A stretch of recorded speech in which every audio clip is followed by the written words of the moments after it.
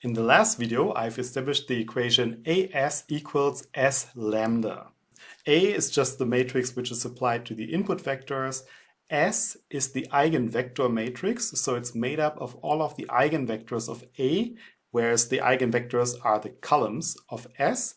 And lambda is the eigenvalue matrix, which is a diagonal matrix and displays all of the eigenvalues of A on its diagonal. And now that we've established this equation, we can also rearrange it to either get A or get lambda. So to get A, we can bring over S to the other side of the equation by taking its inverse. So we would have S lambda S inverse. Or to get lambda, we can bring this S to the other side of the equation and then get S inverse AS. So all of these are valid equations, but what can we do with them? So let's just check out this simple example where we apply A to two given input vectors.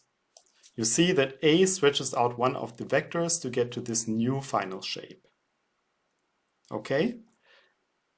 But now let's see what happens if we don't apply A directly, but the other side of the equation, which also represents A.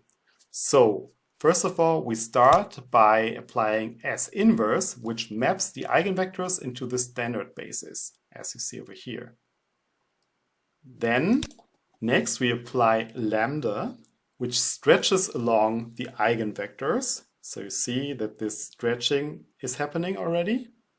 And as the final step, we apply the eigenvector matrix S, which undoes the basis change and rotates it back to the original position. So you see that we get to the same end result as if we had just directly applied A. Just to show you once more what it looked like, see, this is the same final position. Okay, now you might ask, why all the hassle? We could just apply A directly, right? We get the same result.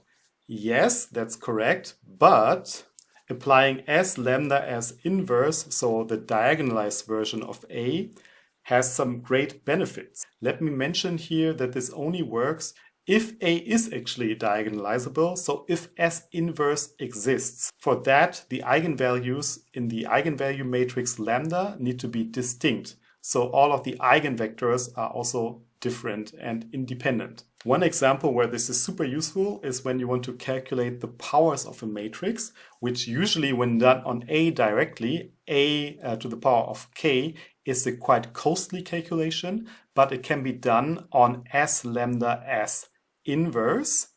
And here is the trick. So imagine we look at A squared, which is just S lambda S inverse times S lambda S inverse.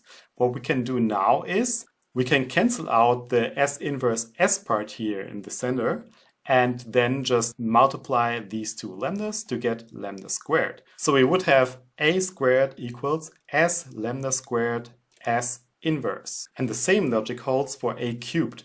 So here we would have 3 times S lambda S inverse. And we can do the same trick. So over here, these go together and cancel out. These also cancel out. Leaves us with 3 lambdas over here. So we would have A cubed equals S lambda cubed S inverse. Meaning that we only have to calculate the powers of the eigenvalues over here as opposed to the entire matrix A, which, as I mentioned, is a quite cost-intensive procedure. And these diagonalized matrices also play a key role when working with Markov matrices. But more about that will follow in my next video, so stay tuned. Don't forget to like and subscribe. Thanks for watching. See you soon.